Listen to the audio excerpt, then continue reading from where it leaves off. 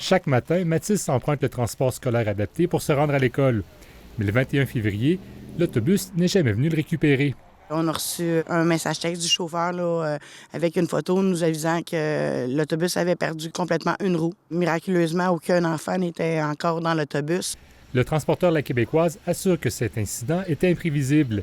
Dans un courriel à Radio-Canada, il affirme que ces autobus sont très bien entretenus et que les inspections sont effectuées plus souvent que ne l'exige la loi.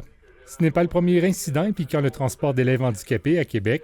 À l'automne 2023, le fils de Jean-Michel Hayes s'est fracturé le coude quand son fauteuil roulant s'est renversé dans l'autobus d'un autre transporteur. Mon fils était souffrant, il était en douleur.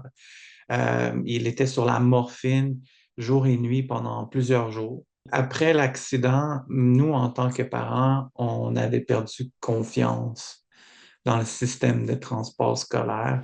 Plusieurs parents d'élèves dénoncent l'âge avancé des minibus affectés au transport adapté.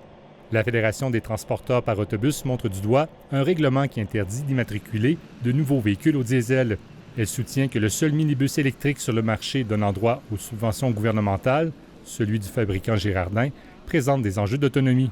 Pour certains circuits, ces nouveaux minibus scolaires-là ne correspondent pas aux besoins des transporteurs.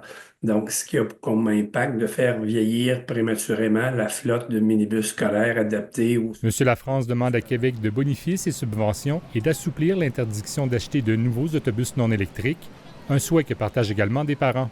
C'est le fun pour l'environnement. On est tous d'accord avec ça. À un moment donné, il va falloir faire la part des choses. Puis, qu'est-ce qui est le plus important? C'est l'environnement ou la sécurité de nos jeunes? Ici Louis Gagné, Radio-Canada, Québec.